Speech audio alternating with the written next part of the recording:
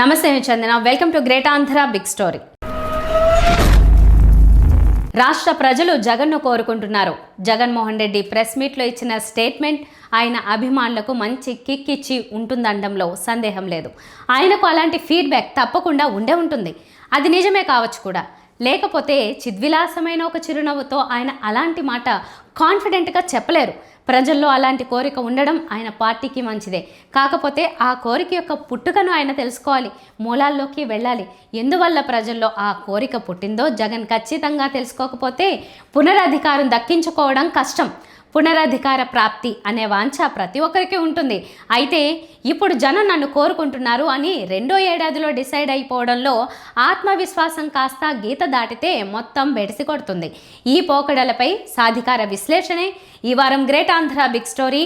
కోరిక మంచిదే, కానీ ఈ రోజుల్లో ప్రతి రాజకీయ నాయకుడు కూడా ఎప్పటికప్పుడు ప్రజల అభిప్రాయాలను తెలుసుకుంటూ ఉండే ప్రయత్నం చేస్తూ ఉన్నారు. ఇందుకు అధికారంలో ఉన్న పార్టీ, ప్రతిపక్షంలో ఉన్న పార్టీ అనే వ్యత్యాసాలేమీ ఉండవు. నిజానికి ప్రజల మనోగతాన్ని పాలకులు ఎప్పటికప్పుడు తెలుసుకుంటూ ఉండడం చాలా మంచిది. దాని వలన ప్రజలకు మంచి జరుగుతుంది. ప్రతిపక్షంలో ఉన్నవారు కూడా ఇలాంటి కసరత్తు చేస్తూ ఉంటే అది వారి పార్టీకి మేలు చేస్తుంది. మొత్తానికి ప్రస్తుతం ప్రతిపక్షంలో ఉన్న వైఎస్ జగన్మోహన్ రెడ్డి ఎన్డీఏ కూటమికి నిర్ద్వంద్వ మెజారిటీతో అధికారం కట్టబెట్టిన రాష్ట్ర ప్రజలు ఇప్పుడు తనను కోరుకుంటున్నారని తెలుసుకోగలిగారు. ఆ విషయాన్ని ఆయన స్వయంగా ప్రకటించారు. ఇదేమీ యథాలాపంగా కార్యకర్తల్లో ఉత్సాహం నింపడానికి చేసిన ఉబుసుపోని ప్రకటన అనుకోవడానికి వీల్లేదు. ప్రజల నాడి తెలుసుకోవడానికి నిత్యం సర్వేలు చేయించే అలవాటు జగన్కు కూడా ఉంది. ఇప్పుడు కూడా బహుశా అలాంటి సర్వేల ద్వారా తెలిసిన విషయాన్నే ఆయన తాజాగా బయటపెట్టి ఉంటారని అనుకోవచ్చు. జగన్ మళ్లీ ముఖ్యమంత్రిగా కావాలనే కోరిక ప్రజల్లో ఉంటే గనక అది వైఎస్ఆర్ కాంగ్రెస్ పార్టీకి చాలా మంచిది. ప్రజల్లో కోరిక ఉందని తెలిసినంత మాత్రాన పార్టీ నిమ్మలమైపోకూడదు. ఆ కోరిక యొక్క మూలాల్లోకెళ్లాలి.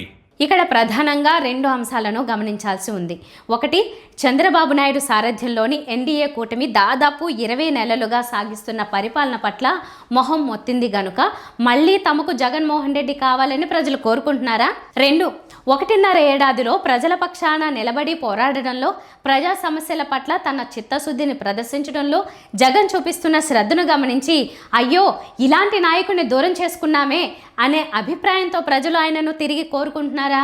ఈ 2 ప్రశ్నలు చాలా కీలకమైనవి. ప్రజల్లో జగన్ మళ్ళీ ముఖ్యమంత్రి కావాలని ఉన్నట్టుగా గుర్తించిన కోరిక యొక్క మూలాలు ఈ 2 ప్రశ్నల్లోనే ఉన్నాయి. మళ్ళీ అధికారంలోకి రావాలని కోరుకుంటున్న జగన్మోహన్ రెడ్డి ముందుగా వీటికి సమాధానం అన్వేషించి తెలుసుకోవాలి. మూలాలను తెలుసుకోవడం చాలా అవసరం. డయాగ్నోసిస్ సరిగ్గా ఉంటే రోగానికి సరైన మందు వేయగలిగినట్టుగానే ఈ కోరిక యొక్క మూలాలు తెలుసుకున్నప్పుడు మాత్రమే విజయాన్ని ఆయన సులువుగా అందుకోగలరు. ఇప్పుడు ఈ 2 సంభావ్యతల గురించి విడివిడిగా చర్చించుకుందాం. 1, చంద్రబాబు పాలన పట్ల విసిగిపోయి. నిజానికి ప్రజల్లో 20 నెలల్లో ఇంతటి వైరాగ్యం వచ్చిందా అనే సందేహం మనకు కలుగుతుంది. ఒకవేళ నిజమే అని అనుకుందాం. ఎందుకంటే ప్రభుత్వ పరంగా వైఫల్యాలు కోకొల్లలుగా ఉన్నాయి. కామన్ మ్యాన్ కు సంబంధించినంత వరకు రోడ్లు బాగుండాలనే అంశాన్నే తీసుకుంటే గత ఏడాది సంక్రాంతి నాటికే రాష్ట్రంలో రోడ్లన్నీ అద్దాల్లా తలతలా మెరిసిపోయే పరిస్థితి కల్పిస్తామని చెప్పుకున్న ఎన్డీఏ సర్కార్ దారుణంగా విఫలమైంది. ఇలాంటి అంశాలు ప్రజల మీద నేరుగా ప్రభావం చూపిస్తాయి. చంద్రబాబు నాయుడు ఎంతసేపు అమరావతి ఒక్కటే యావత్ రాష్ట్రానికి జిందా తిలిస్మాత్ అన్నట్లుగా చూస్తూ ఉండడం కూడా ఆ రాజధానిని ప్రేమించే ఆ కూటమిని గెలిపించిన ప్రజల్లో కూడా వైరాగ్యం పెట్టే స్థాయికి వెళ్తోంది. ఇంకో కోణంలో చూసినప్పుడు చంద్రబాబు నాయుడు తాను రాష్ట్రానికి ముఖ్యమంత్రి అన్నట్లుగా కాదు, అమరావతి నగర నిర్మాణ శాఖకు, పారిశ్రామిక పెట్టుబడుల శాఖకు మాత్రమే మంత్రి అన్నట్లుగా చెలరేగుతూ ఉన్న తీరు కూడా ప్రజల్లో చాలా వరకు వెరపు పుట్టిస్తుంది. ఈ 2 అంశాల్లో ప్రజల నమ్మకాన్ని ప్రభుత్వం చూరగొనలేకపోతోంది. అమరావతి విషయంలో 53,000 ఎకరాల భూమిని హీనపక్షం చేస్తూ ఇంకా వేలకు వేల ఎకరాలు కావాలనే తాపత్రయంతో పనిచేయడం, ఇచ్చిన స్థలాల్లో నిర్మాణాలకు కేటాయింపులకే గతి లేకపోగా మళ్లీ స్పోర్ట్స్ సిటీ, విమానాశ్రయం లాంటి మాయమాటలు చెప్పడం రాష్ట్రంలోని ఇతర ప్రాంతాల వారికి మాత్రమే కాదు, రాజధాని ప్రాంతంలో వారికి కూడా విసుగు పుట్టిస్తున్న వ్యవహారం. అలాగే పెట్టుబడుల వ్యవహారం కూడా కామెడీగా మారుతోంది. ప్రతి చిన్నదానికి బోలెడంత ప్రచారం చేసుకుంటూ ఈ ప్రభుత్వం ప్రజల్ని, రాష్ట్రాన్ని అయోమయంలోకి నెడుతోంది. కోటలు, లక్షల కోట్లు దాటిపోయే వారి మాటలన్నీ కలిపితే గనక అనేక లక్షల కోట్ల రూపాయల పెట్టుబడులు రాష్ట్రానికి వెల్లువెత్తేసినట్లుగా మనం భ్రమపడతాం. ఆ ప్రకటనలు చూసి వారు హామీ ఇచ్చినట్లుగా 2 లక్షల ఉద్యోగాలు ఈ పాటికి ఎప్పుడో వచ్చేసి ఉంటాయేమో అనుకుంటాం. కానీ వాస్తవంలో అంతా డొల్లా. అన్ని ప్రకటనలే తప్ప గ్రౌండ్ అయిన ప్రాజెక్టు, ఉద్యోగాలిచ్చిన ప్రకటన ఇప్పటిదాకా లేదనడం అతిశయోక్తి కాదు. చంద్రబాబు అండుకో ఇంకా కేవలం ప్రకటనలతోనే ప్రజల్ని మాయ చేయాలని అనుకుంటున్నారు. ఇదంతా ప్రభుత్వం పట్ల విసుగు పుట్టించి వీరి పాలన ఇక చాలు, జగన్ మళ్లీ కావాలి అనే కోరికను ప్రజల్లో పుట్టిస్తుందని అనుకోవచ్చు. కానీ ఈ రకమైన కోరికకు స్థిరత్వం లేదు. ఇప్పటికే 2 ఏళ్లు అయిపోయాయని అనుకున్నప్పటికీ ఇంకా 3 ఏళ్ల వ్యవధుంది. ఈ 3 ఏళ్లలో అమరావతిని ఒక కొలికి తీసుకురావడం, పోలవరం పూర్తి చేయడం వంటి పెద్ద లక్ష్యాలను అందుకోగలరేమో. వాటిని పక్కన పెట్టినా చివరి ఏడాదిలో గిమ్మిక్కులు చేస్తే చాలు, ప్రజల్లో ప్రభుత్వం పట్ల ఇప్పుడున్న వైరాగ్య భావన మొత్తం మటుమాయమైపోతుంది.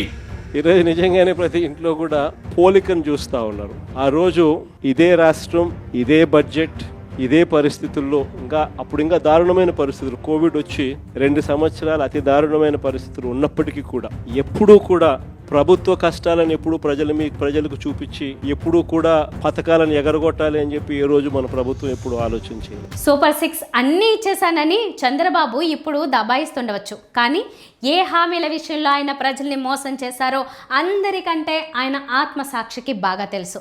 ఆ పథకాలను చివరి ఏడాదిలో అమలు చేసినా సరే ప్రజల్లో ఉండే వ్యతిరేకత ఒక్కసారిగా షిఫ్ట్ అవుతుంది. ఈ ప్రభుత్వమే మళ్ళీ కావాలని వారు అనుకోవడానికి ఏళ్ళు ఒక్కర్లేదు. కాబట్టి ఒకటో మూల కారణం చేత ప్రజలు తనను కోరుకుంటున్నారనే భావన జగన్లో ఉంటే దాన్ని నమ్మి అంత నిబ్బరంగా ఉండడానికి వీల్లేదు. 2 జగన్ పోరాటాలపై ప్రజల విశ్వాసమా? మూల కారణం జగన్ పోరాటాలు, నాయకత్వం మీద నమ్మకం కావడం వల్ల ప్రజల్లో ఆయన మళ్ళీ ముఖ్యమంత్రిగా కావాలనే కోరిక జనించినట్టుగా గుర్తిస్తే హ్యాపీగా ఉండవచ్చు. కానీ అలాగని ఆయన సర్వేలు చెప్పి ఉంటే వాటిని నమ్మవచ్చా లేదా అనేది ఇప్పుడు గమనించాలి. 2024 ఎన్నికలకు ముందు కూడా జగన్ డంకా బజాయించి మళ్లీ విజయం సాధిస్తారనే ఆయన చేయించుకున్న అన్ని రకాల సర్వేలు చెప్పాయి. ఎట్టి పరిస్థితుల్లోనూ మళ్లీ గెలుస్తాను అనే నమ్మకంతోనే జగన్ ఉన్నారు. మరీ నీచంగా 11 సీట్లకు పరిమితమవుతారనే ఊహ కూడా ఆయనలో ఆ రోజున ఏ కోసానా లేదు. కేవలం చేయించుకున్న సర్వేలు కలిగించిన ధీమానే పార్టీ పుట్టిముంచింది. ఇలాంటి తప్పుడు సర్వేలతో జగన్ను తప్పుదారి పట్టించిన వారు ఇప్పుడు వేర్వేరు ఆరోపణల మీద జైల్లో ఉన్నారు. అది వేరే సంగతి. సర్వేల సూత్రధారి జైల్లో ఉన్నా సరే బయట సర్వేలు మాత్రం జరుగుతూనే ఉన్నాయి. జగన్ను ఇంకా తప్పుదోవ పట్టిస్తూనే ఉన్నాయి. రెండో కారణం ప్రకారం జగన్ను ప్రజలు కోరుకుంటున్నారంటే ఆయన ఈ 2 ఏళ్లలో ఏం చేశారని ప్రజలు అలా అనుకోవాలి అనేది ప్రశ్న. నిజానికి చాలా ప్రజల సమస్యల మీద ఆయన పోరాటాలు చేశారు. అయితే అవన్నీ కూడా నిర్దిష్టంగా కొనసాగిన పోరాటాలుగా మారలేదు. ప్రభుత్వం మెడలు వంచిన పోరాటాలుగా తెలనూ లేదు. పొగాకు, మామిడి రైతుల పక్షాన నిలవడం దగ్గర నుంచి విద్యుత్ కార్యాలయాల వద్ద దీక్షలు ఇలాంటివి జగన్ పాల్గొన్న రోజులు జరిగిన హడావిడిగా మాత్రమే మిగిలాయి. తాను స్వయంగా ఒక పోరాటంలో పాల్గొంటే ఆ ప్రాధాన్యం ఒక తీరు, పార్టీ పిలుపునిచ్చే ప్రజా సమస్యల పట్ల తన వ్యవహార సరళి మరొక తీరు అన్నట్లుగా జగన్ పనిచేశారు. పార్టీ రాష్ట్ర వ్యాప్త ఆందోళనకు పిలుపునిచ్చిన ఏ కార్యక్రమంలోనూ ఆయన స్వయంగా పాల్గొన్న దాఖలాలు లేవు. ఆయన కేవలం పోరాటాన్ని విజయవంతం చేసిన వారికి ఎక్స్లో అభినందనలు చెప్పడానికే పరిమితమయ్యారు. ఇదంతా కూడా ప్రజలు గమనిస్తూనే ఉంటారు. మరో దారుణమైన సంగతి ఏంటంటే ఈ 20 నెలల్లో దాదాపుగా 7 రోజులు జగన్ బెంగళూరులోనే గడుపుతొచ్చారు. ఆయన తరచుగా బెంగళూరులోనే ఉంటూ విజిటింగ్ నాయకుడిలాగా తాడేపల్లికి, ప్రజాక్షేత్రంలోకి వస్తున్నారనే ఆరోపణలు పాలకుల నుంచి పుష్కలంగా వచ్చాయి. అవన్నీ పసలేని ఆరోపణలు అని నిరూపించేలా జగన్ ప్రవర్తించలేదు. ప్రజల్లో నమ్మకాన్ని ప్రోధి చేయలేదు.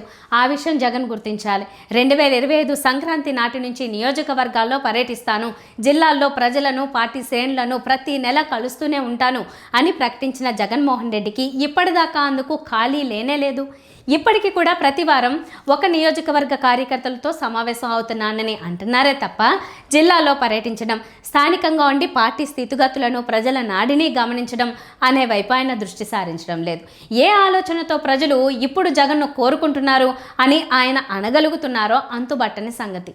1.5 తర్వాత తాను మళ్ళీ 1.5 పాటు పాదయాత్ర చేయబోతున్నట్టుగా వైఎస్ జగన్ కార్యకర్తల హర్షధ్వానాల మధ్య ప్రకటించారు. కానీ అధికారానికి పాదయాత్ర రాచమార్గం అవుతుందని, అడ్డదారిలో సింహాసనం అందిస్తుందని, అదొక సెంటిమెంట్ అని జగన్ భ్రమించకూడదు.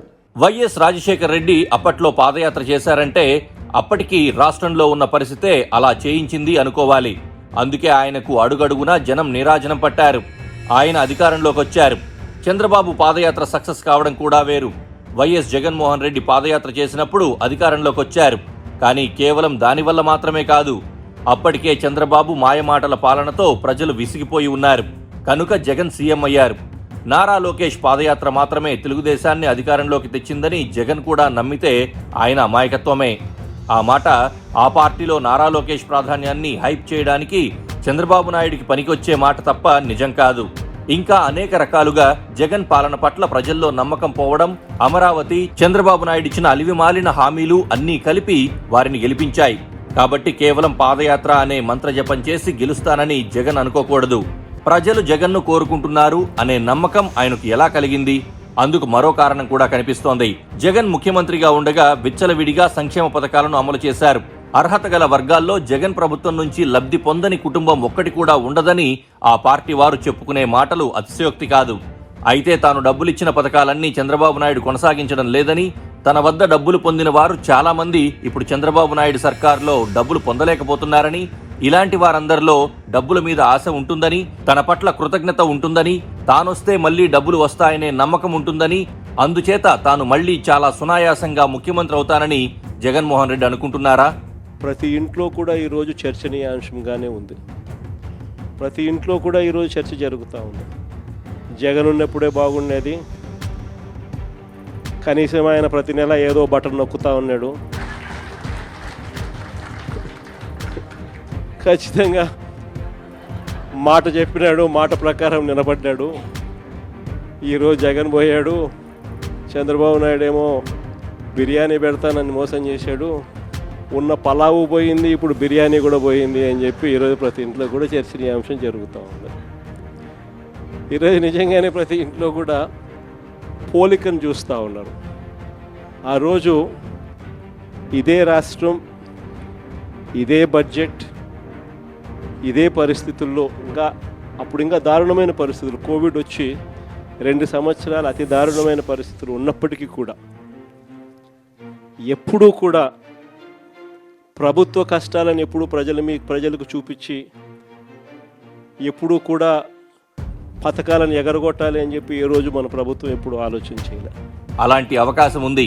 టెక్నికల్ గా చూసినప్పుడు ఈ లాజిక్ కరెక్ట్ గానే కనిపిస్తుంది. అయితే ప్రాక్టికల్ గా ఇలాగే జరుగుతుందని అనుకోవడానికి వీల్లేదు. సంక్షేమ పథకాల విషయానికి వస్తే పెన్షన్లన్నీ కూడా గత ప్రభుత్వం కంటే పెద్ద మొత్తాలే ఇప్పుడు లబ్ధిదారులకు అందుతున్నాయి. లబ్ధిదారుల సంఖ్యలో ఏమైనా చిన్న తేడా ఉంటే దానిని నమ్ముకుని విజయావకాశాలను ప్లాన్ చేసుకోకూడదు. జగన్ ముద్ర ఉండే మరో గొప్ప పథకం అమ్మఒడి. ఇప్పుడు ప్రభుత్వం కూడా దానిని అమలు చేస్తోంది. మిగిలిన పథకాలు కొన్ని జగన్ డబ్బులు ఇచ్చినవి ఇప్పుడు అమలు కావడం లేదు. కానీ కేవలం వాటిని మాత్రం నమ్ముకోవడం గెలుపుబాట కాకపోవచ్చు.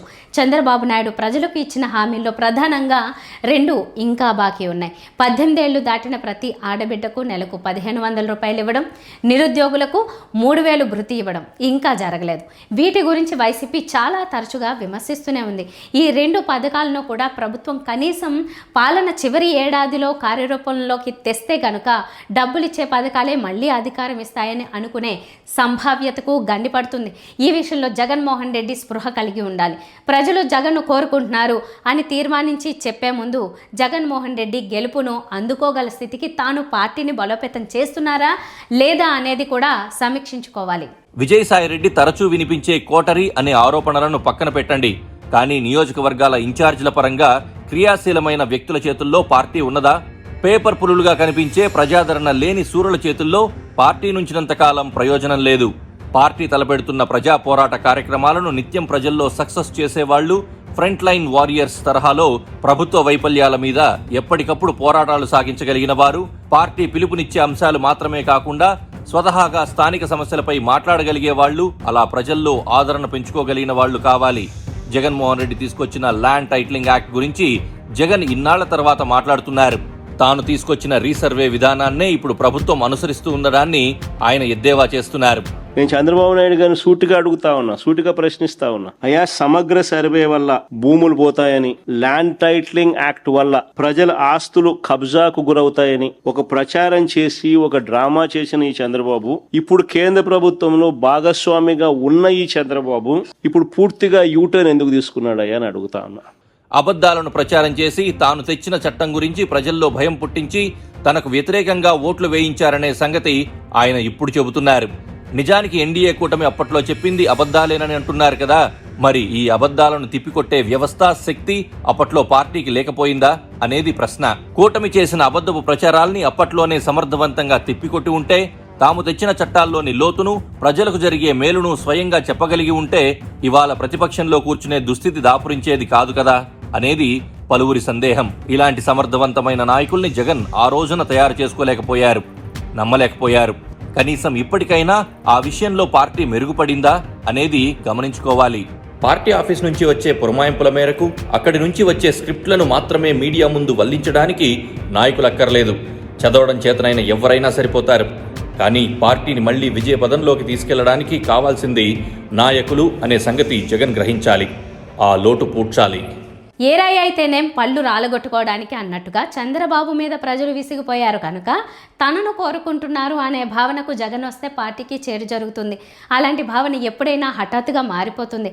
తన కష్టాన్ని, ప్రజల పట్ల తన శ్రద్ధను, తన నాయకత్వ లక్షణాలని ప్రజలు ఆర్గానిక్గా గుర్తించి తనను ప్రేమించి తనను మళ్ళీ ముఖ్యమంత్రిగా కోరుకుంటే తప్ప ఆయన గద్దె ఎక్కరు. అందుకోసం ఇప్పుడు వెళుతున్న కార్యాచరణ ప్రణాళిక చాలదు. ఇంకా అనేక రకాలుగా వ్యూహాలను పదును పెట్టుకుని ఆయన ముందుకు సాగాలి. లేకపోతే ఆయన అంచనాలకు వాస్తవానికి హస్తిమశకాంతరంగా ఉండగల వ్యత్యాసం మరోసారి భంగపాటుకు గురిచేస్తుంది. ఇది వాళ్ళ బిగ్ స్టోరీ. మరిన్ని టాపిక్స్తో కలుద్దాం. నమస్తే.